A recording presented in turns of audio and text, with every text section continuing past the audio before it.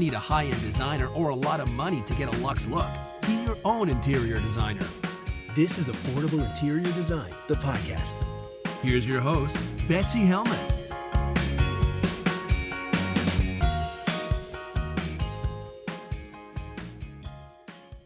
So my first question comes from Renee, and she's writing all the way from Nashville.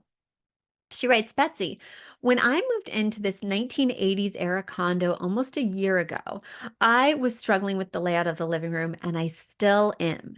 It's a living room, dining room, entry space. I have a TV that's too large and it dominates one wall, and I do not know how to design around it. Should I just get rid of it? To keep the space calmer, should I have fewer furniture pieces? I like mid-century modern design and I've inherited traditional pieces. Please give me some tips for making them work together. Okay, so Renee, thank you for the picture. It's very illuminating. There's a lot going on in here. And there's a lot of different styles. And yes, I see both the MCM, I see the traditional, and I think this room is suffering from a lack of two-word phrase. You know, we want that style word that's clear, and we want the feeling word that's clear. And I'm not saying traditional furniture, which has ornate carvings, detailings, tends to be more of an older style, sometimes utilizes antiques, and mixing these clean lines, simple shapes from mid-century modern. I'm not saying they can never work together, but they need a really cohesive vision.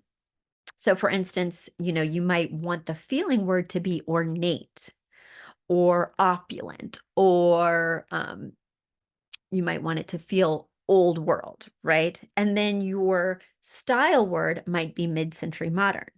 So that will allow you to bring in these traditional touches and incorporate these more sort of filigreed pieces with the simplistic mid-century modern framework. Now, you talked about your TV being too large for the room. And guys, there's a simple way that you can measure to ensure that that's an accurate statement for your room. You take the measurement from the front of the screen to where your eyeballs are on the sofa. Take that measurement in inches, divide it by 2, and that's the size of your TV. So if from the front of the screen to where you're sitting on the couch is 100 inches, you divide it by 2 and you need a 50-inch TV. Now, as we know, TVs are measured on the diagonal. So you'll want the 50-inch diagonal TV, right? So I can't be sure that this is too big. What I can be sure of is that it's too high.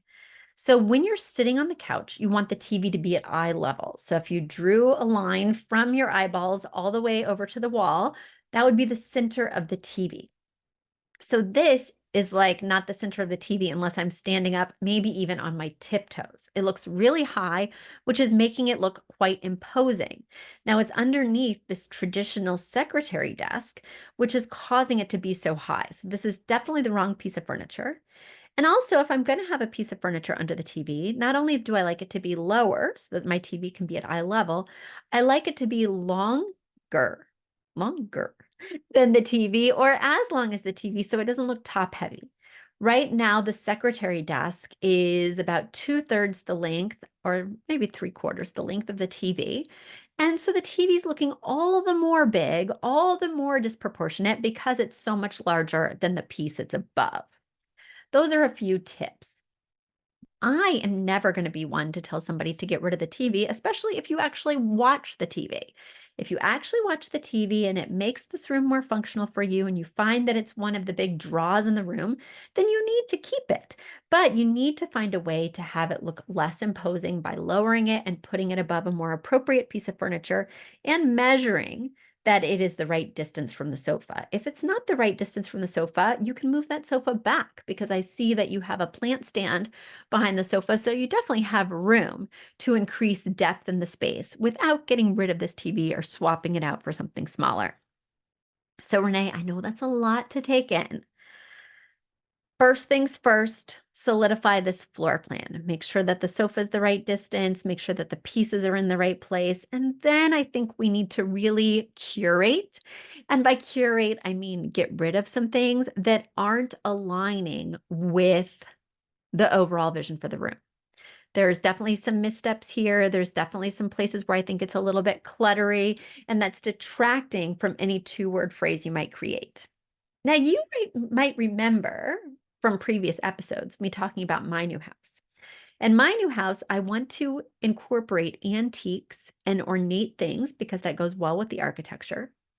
The architecture from the Victorian era that has a lot of carvings and things like that.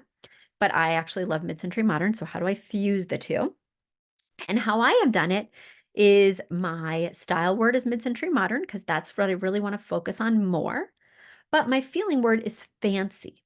And fancy allows me to play with the time period.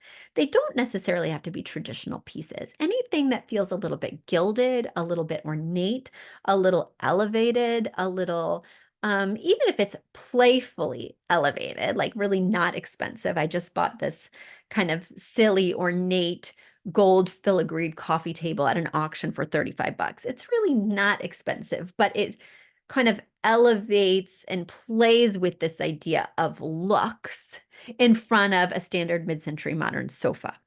So layering these ideas really works, but I have to be quite specific on what fancy means to me.